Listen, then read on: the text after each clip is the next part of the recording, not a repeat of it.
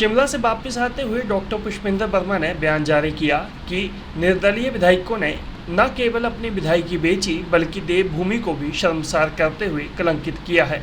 उनसे सिर्फ एक ही सवाल पूछा जाना चाहिए कि यह लोकतंत्र के भारत के 75 वर्ष के आज़ादी के इस इतिहास में आज़ाद विधायकों को क्यों इस्तीफा देना पड़ा।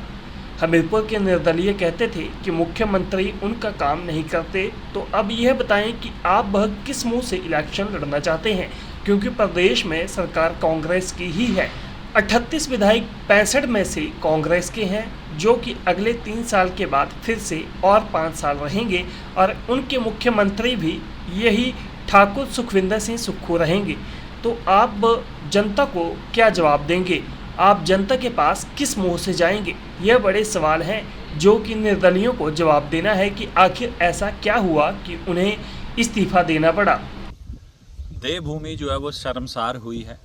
ये जो निर्दलीय विधायक हैं इन्होंने अपनी विधायकी को बेचा है। पूरे न केवल हिमाचल प्रदेश में बल्कि पूरे देश के अंदर ये चर्चा है और भारत के इस 75 वर्ष के लोकतंत्र में ऐसा पहली बार हुआ कि निर्दलीय विधायकों ने जो है वो इस्तीफा दे दिया है। इनसे पूछा जाना चाहिए कि इस्तीफा क्यों दिया, क्या बात थी।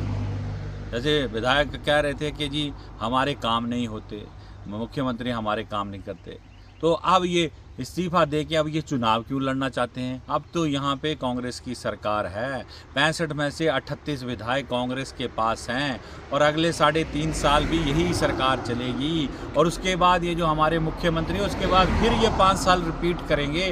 तो ये मेरे को बताएं कि अब क्यों ये इलेक्शन लड़ रहे हैं। जनता ने तो इन्हें 5 साल के लिए चुना था, इन्होंने क्यों धोखा करा हिमाचल की जनता से, क्यों देवभूमि को कलंकित करा। ये सबसे बड़ा सवाल है कि ये क्यों इस्तीफा देके अब फिर चुनाव लड़ना चाहते हैं, क्यों।